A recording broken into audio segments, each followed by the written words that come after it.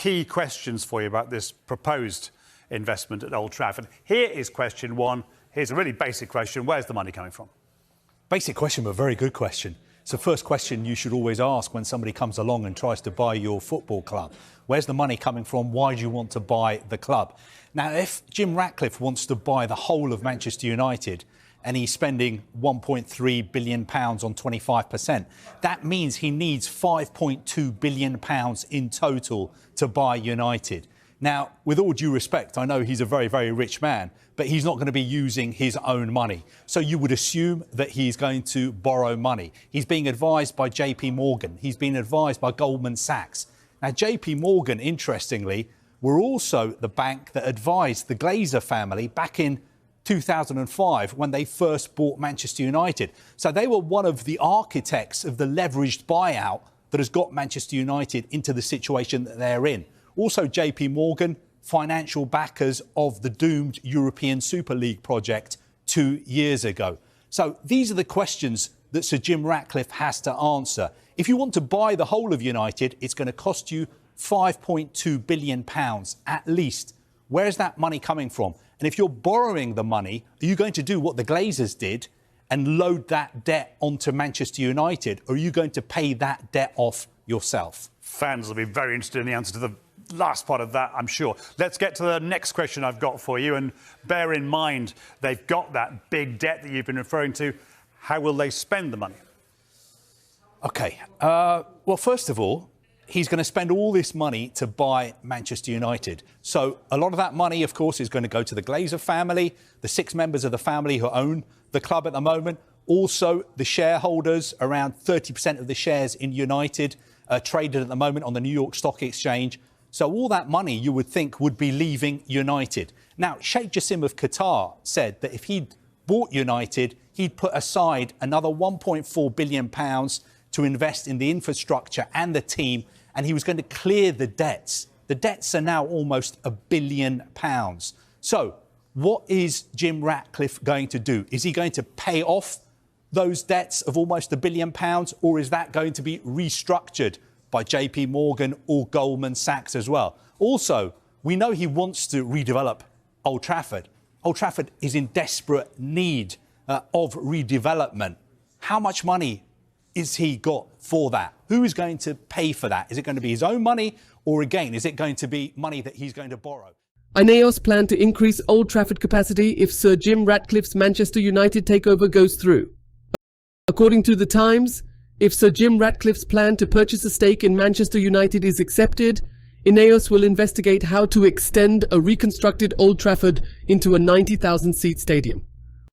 With a 90,000 capacity, it would tie Wembley Stadium as the largest venue in England. Ratcliffe's proposal is anticipated to represent the start of a full takeover that would end months of stagnation in negotiations with the Glazers. If the agreement is ratified this week, Ineos will be hoping that substantial personnel and performance structure adjustments would calm supporters who are still worried about the Glazers' continued involvement. It is important to remember this promise that Ratcliffe has made about increasing the capacity. Even while it would just look like a few additional seats, on paper, they might drastically increase the club's earnings and increase its long-term viability. The urgent modernization of Old Trafford and increasing its capacity going forward is also believed to have played an important role in the negotiations. Ineos's involvement, together with the cash allocated, is likely to accelerate these plans. It is also anticipated that Ratcliffe's offer will be the start of a thorough takeover. Additionally, it has been important that the businessman is open to working with the Glazers and letting them keep a stake. There is now only Sir Jim Ratcliffe left as a potential buyer after Sheikh Jassim left the race recently.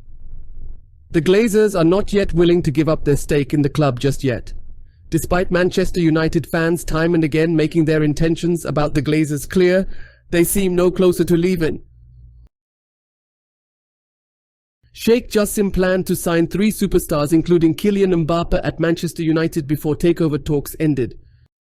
Manchester United could have gone all in for the French talents Kylian Mbappe, Kingsley Coman and Eduardo Camavinga. According to The Sun, Erik ten Hag had the chance to sign mind-boggling players such as Kylian Mbappe, Kingsley Coman and Eduardo Camavinga. Unfortunately, the Manchester United takeover didn't materialize, and our dreams of signing this top talent were dashed. The unpopular Glazer family who control United rejected Sheikh Jassim bin Hamad Al Thani's sixth bid for a staggering sum of over £6 billion. Mbappe, belonging to one of the best player generations, would have been a fantastic addition to English football, but it seems unlikely now. However, it would have been remarkable if any of these three players had joined our club.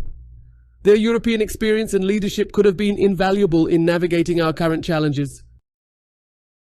Manchester United trailing to Arsenal in race for 18-year-old Belgian midfielder. Manchester United will have tough competition from Arsenal and Barcelona for Arthur Vermeeren. According to Fichajes, Manchester United are lagging behind Arsenal in the race to sign Belgian youngster Arthur Vermeeren. At just 18 years old, Vermeeren has made a name for himself at Antwerp this season and garnered interest from all across Europe. Despite competition from Manchester United and Arsenal in the Premier League, Barcelona are also a fan of the midfielder. It appears that Vermeeren could be available to Arsenal in the January transfer window for approximately £17 million. With Barcelona in the picture, manager Mikel Arteta might want to get this deal done as soon as possible. Casemiro has been a pale shadow of his former self for Man United. Unlike last season when he was on top of his game, the Brazilian has struggled to meet the energy that the game demands and is looking pretty legged. Consequently, despite the last-minute acquisition of Soifan Amrabat in the summer transfer window, speculation is growing that United will soon seek a solution to this problem and consider a long-term successor. Top Belgian youngster Vermeeren draws comparisons to Barcelona's Sergio Busquets and has been making waves in the Jupiler Pro League. The new Champions League season offers fresh insights for clubs and their scouts. Manchester United would be wise to enhance their central midfield with the skills of this 18-year-old. It's a move for the future, not the present. To succeed, the Red Devils must act swiftly and decisively, as Barcelona have a track record of signing Europe's top young talent.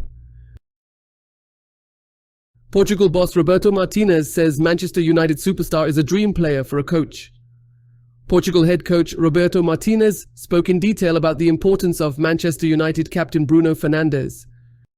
Fernandes' country scored 32 goals and only conceded 2 in 8 matches as they trampled every opposition. The Red Devils captain has been crucial for Portugal throughout the qualification campaign as he featured in all 8 games.